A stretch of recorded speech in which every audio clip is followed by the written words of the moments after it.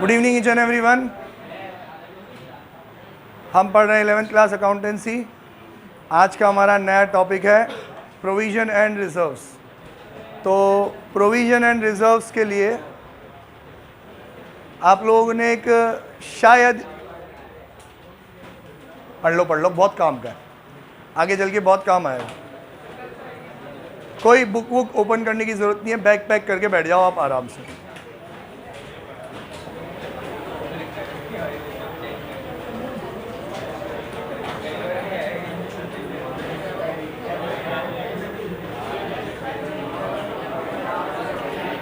अब मेरी बात बताओ, मेरे को एक बात बताओ प्लीज़।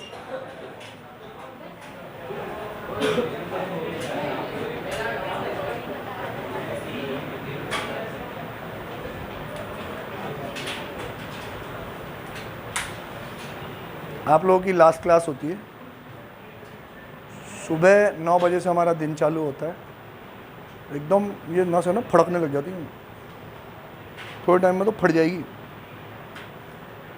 शांति से सुन लो। बैग पैक हो गया, जल्दी घर जाएंगे। 7 बजे शार्प छोड़ दूंगा, 10 मिनट बाद, 7:10 बाद, ठीक है? सुनो तो सही, 7 बजे छोड़ दूंगा। अगर तुम लोगों ने पिन ड्रॉप साइलेंट मेंटेन रखा तो जितनी देर तुम लोग बोलोगे उतनी देर और पढ़ाऊंगा, ठीक है? अब एक बात खास ना भी अलाउड नहीं है। आप लोगों में से किस किस ने बचपन में पिगी बैंक बनाया था? बनाया था पिगी बैंक? सब ने लगभग। चलो वो गरीब लोग हैंड रेस करो जिन्होंने पिगी बैंक आज तक नहीं बनाया। इतना अमीर हो तुम, पिगी बैंक की जरूरत ही नहीं तुमको, क्योंकि ये पिगी बैंक बनाना गरीब लोगों की आदत होती है। अमीर हो क्या पिगी बैंक नहीं आता, जरूर क्या जरूरत पिगी बैंक की? जब बाप को जितना बोलो उतना वैसे बनाए, ठीक, अच्छी आदत है। अच्छा एक बात, हैंड रेस करके बोलना और आपस में नहीं बोलना। जितनी देर तुम बोलोगे उतना टाइम बढ़ेगा। पिगी बैंक क्यों बनाया आप लोगों ने? हैंड रेस करके बोलना। पिगी बैंक क्यों बनाया? पैसा सेव करने के लिए। मैंने बोला हैंड रेस करके बोलना। अब तुम लोगों ने 10 सेकंड बढ़ गए तुम्हारे, ठीक है? जिसको जो जवाब मुंह में आए बोल दो। तुम कहीं से पढ़ के नहीं आए हो, जो बोलोगे सही है। तुम तुम्हारे अपब्रिंगिंग के अकॉर्डिंगली बोल रहे हो। बोल बेटा क्यों? Very good sir. कोई चीज़ लेनी हो उसके लिए, फ्यूचर नीड्स के लिए, फ्यूचर में कोई चीज़ लेनी हो उसके लिए। और पिगी बैंक क्यों बनाया या क्यों बनाते हो? सर पैसा सेव करने के लिए। पैसा क्यों सेव करते हो? शौक पालने के लिए। सर हमने शौक पाल रखा है, उस शौक को पूरा करने के लिए। ओके, और सिर्फ इसीलिए? अच्छा चलो एक काम करो, हम बचपन में पिगी बैंक बनाते थे। हमारे मम्मी पापा भी पैसे कहीं पे सेव करते हैं क्या? वो आप में से कौन है जिसके मम्मी पापा पिगी बैंक अभी तक इस्तेमाल करते हैं? मम्मी लोगों की प्रैक्टिस होती है कहीं ना कहीं पैसे बचा के जोड़ के रखने की है। तो उन लोगों ने पिगी बैंक क्यों बना रखा है? या वो लोग क्यों पैसे जोड़ते हैं? नहीं, ऐसे शौक है उनका, बचपन से आदत छूटी ही नहीं। गंदी आदत लग गई, जो लग गई ये छूट ही नहीं पाई। हाँ बोलना बेटा, आगे जाके काम आ जाए। क्या काम आएगा आगे जाके? इमरजेंसी में सर काम आ सकता है कि पैसे होने चाहिए, सेविंग्स होनी चाहिए। फ्यूचर अनसर्टेन है, कुछ भी हो सकता है। फ्यूचर में कभी पैसों की ज़रूरत पड़ी तो हमारे पास पैसे जुड़े हुए होने चाहिए। मम्मी लोग पिगी बैंक बनाती है और पापा लोग एफडी करवा देते हैं, या फिर बैंक अकाउंट में सेव करके रखते हैं, या छोटा मोटा कोई इन्वेस्टमेंट करके रखते हैं। किस लिए? मतलब हर कोई कुछ ना कुछ पैसा जोड़ के रखता है ताकि फ्यूचर में काम आ सके। या फिर उनका कोई सपना होता है कि मुझे XYZ चीज़ है। जैसे पापा का सपना होता है कि उनको अपने लिए घर बनाना है या गाड़ी लेनी है। हमारा सपना होता है हमें मोबाइल लेना है, हमें कोई बाइक वाइक लेनी होती है, तो हम पैसा जोड़ के रखते हैं। फिर जब पैसे पूरे हो जाते हैं हम वो चीज़ ले लेते हैं। तो बिज़नेस में भी ऐसा होता है कि बिज़नेस में भी जो भी हम पैसा कमाते हैं वो पूरा का पूरा पैसा हम प्रोप्राइटर को नहीं देते, उसकी कैपिटल में ऐड नहीं करते। समझे कि नहीं? मीन्स अभी तक तो हम क्या समझ रहे थे? एक कॉल आया, हेलो, बस 5-1 मिनट और। अभी तक हम क्या समझ रहे थे? ये यहाँ है ना, कि साल भर में हम जो भी इनकम अर्न करते हैं at the end of the year वो भी किस में कन्वर्ट हो जाती है, हमारी लाइबिलिटी में, क्योंकि जो भी हमने प्रॉफिट अर्न किया ये सारी इनकम हमारी, उसके सामने सारे खर्चे, इनकम में से एक्सपेंस माइनस करने के बाद जो भी प्रॉफिट हुआ, प्रॉफिट पे किसका अधिकार है, बिजनेस का कि बिजनेसमैन का, बिजनेसमैन का। तो हम क्या करते थे, उसकी कैपिटल में ऐड कर देते हैं। अब जब हमने प्रॉफिट उसकी कैपिटल में ऐड कर दिया तो इसका मतलब क्या हुआ, उस प्रॉफिट पे उसका अधिकार हो गया। आज अगर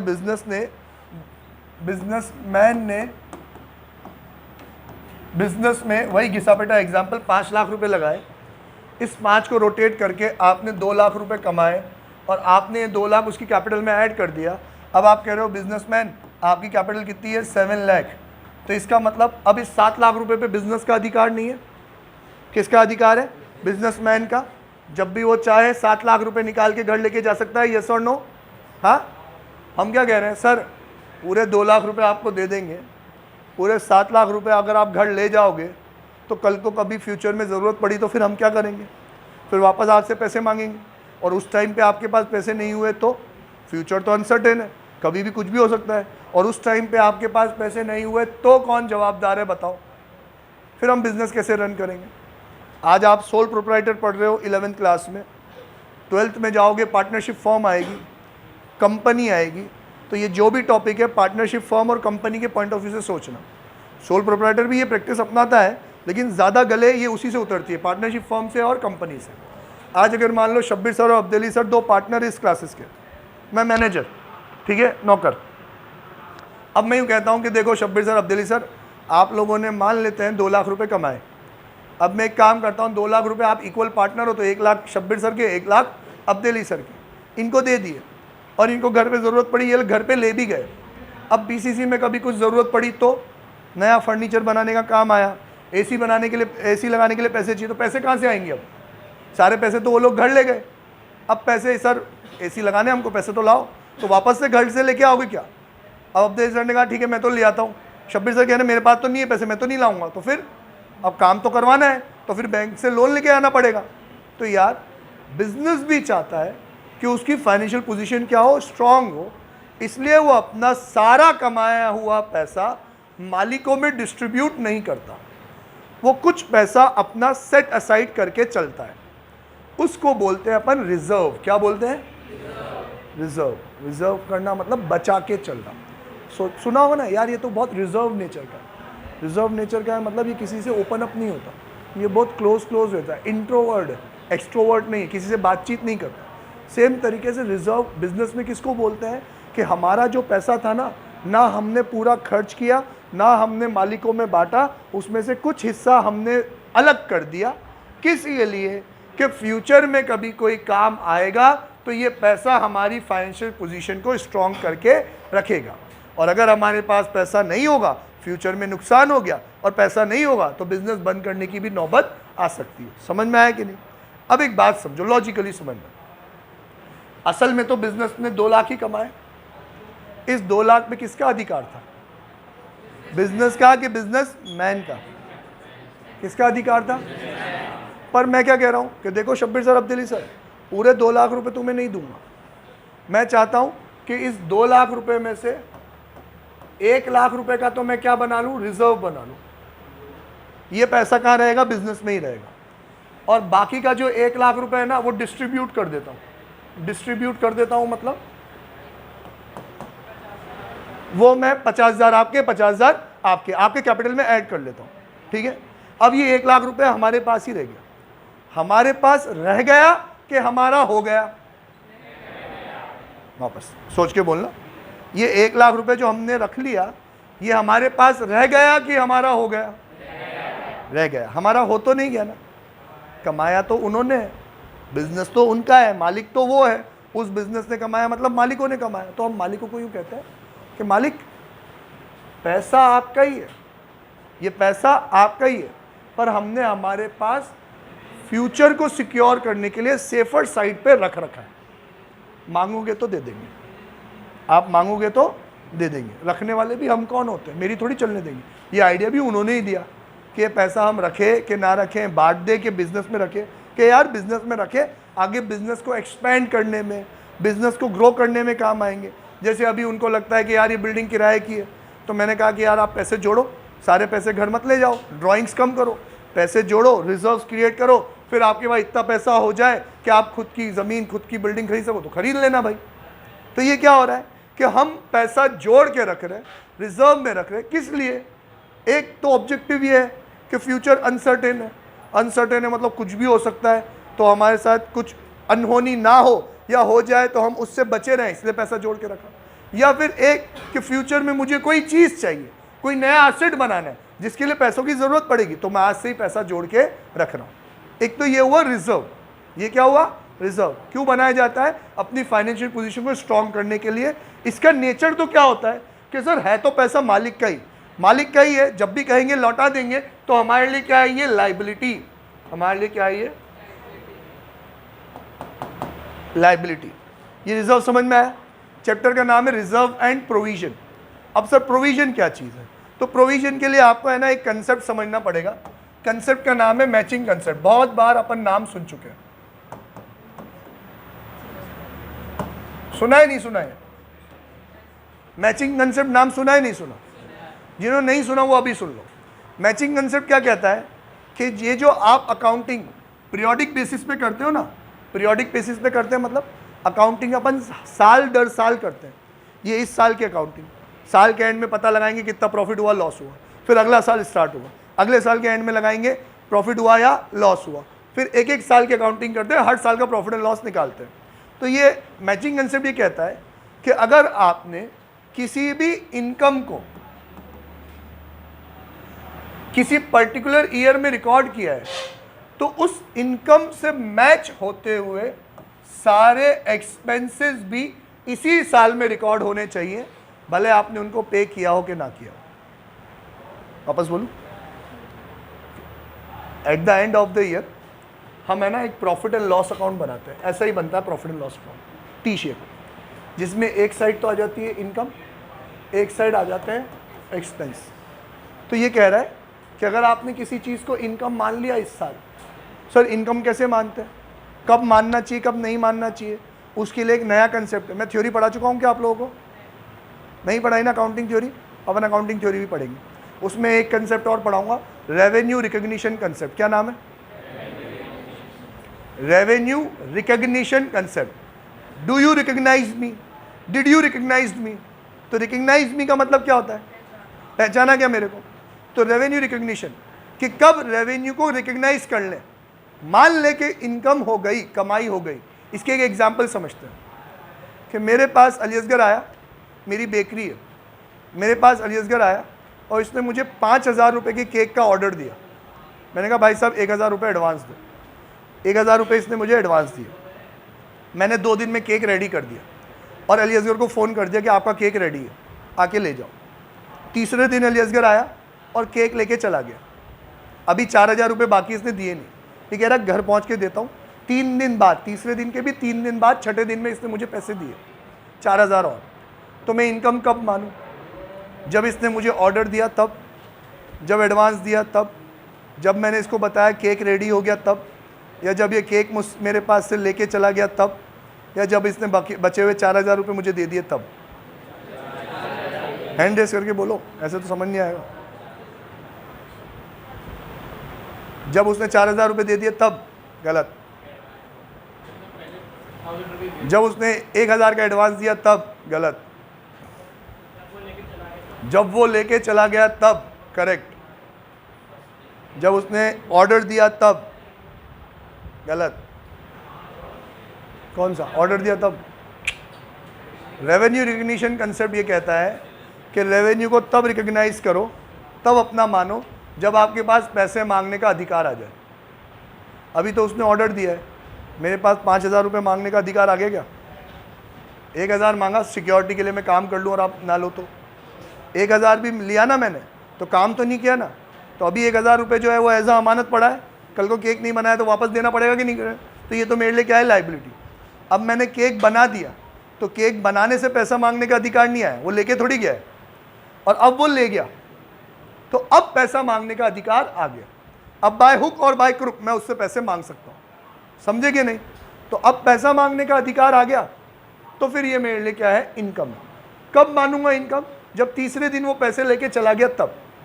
अब ये तो इनकम का कंसेप्ट क्या कहता है कि कब मानो इनकम, जब पैसा मांगने का अधिकार आ जाए। इसीलिए तो अपन उधार में सेल की एंट्री पास कर देते हैं। सेल क्या है मेरे लिए? इनकम। उधार में बेचा है तो इनकम क्यों मान ली कि सर माल तो बिक गया, कमाई तो हो गई। पैसे की बात अलग है कि बाद में मिलता रहेगा, आता रहेगा, उधारी में बेचते हैं अपन। माल बिक गया, पैसे मांगने का अधिकार आया कि नहीं आया? तो रेवेन्यू रिकग्निशन कंसेप्ट क्या कहता है?